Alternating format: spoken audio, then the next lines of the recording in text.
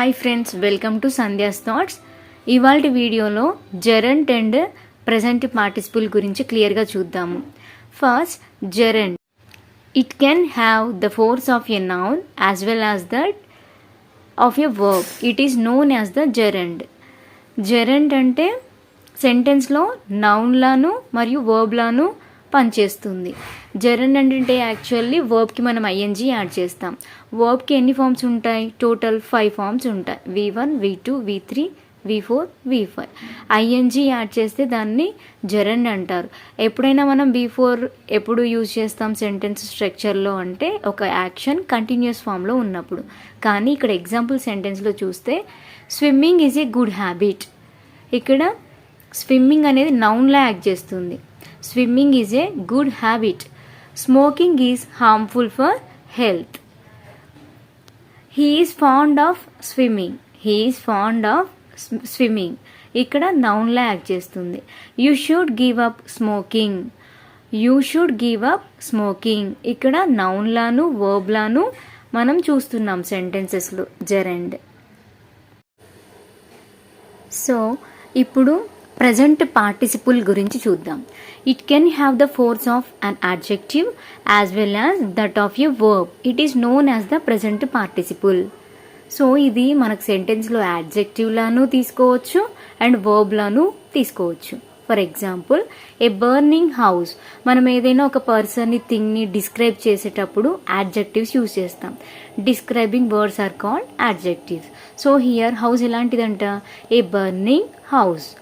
an interesting story, a working lady, a running train. సో ఇక్కడ మనకు ఇంగ్ ఫామ్లో యూజ్ చేసిన ఇవన్నీ కూడా V4 ఫామ్స్ యాడ్జెక్టివ్గా యూజ్ చేస్తున్నాం ఈ సెంటెన్సెస్లో, ఈ ఫ్రేజ్లో. ఓకేనా? సో జెరంట్ ప్రజెంట్ పార్టిసిపుల్ అర్థమైంది అనుకుంటున్నాను. మనం ఐఎన్జీ యాడ్ చేసాం పైన ఎగ్జాంపుల్స్లో. సో అవి మనకి యాడ్జెక్టివ్లాను వర్బ్లాను యాక్ట్ చేస్తున్నాయి. So such ing words are called present participle in English grammar.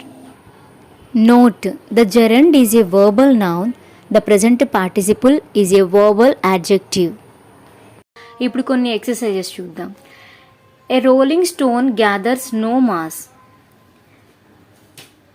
Can you tell whether the ing word used by you is a gerund or a present participle? First sentence, a rolling stone gathers no mass. A rolling stone. Stone ఎలాంటిది describe చేస్తున్నాం కాబట్టి ఇది verbal adjective, present participle. The creaking door awakened the dog. ఇది కూడా present participle కాబట్టి verbal adjective. ఎలాంటి door మనం describe చేస్తున్నాం? Creaking door. I like eating oranges but I dislike peeling them. ఇక్కడ action verbal noun. I like eating oranges but I dislike peeling them. Fourth exercise, we played a losing game. ఎలాంటి game? Describe చేస్తున్నాం కాబట్టి adjective, so verbal adjective. We played a losing game.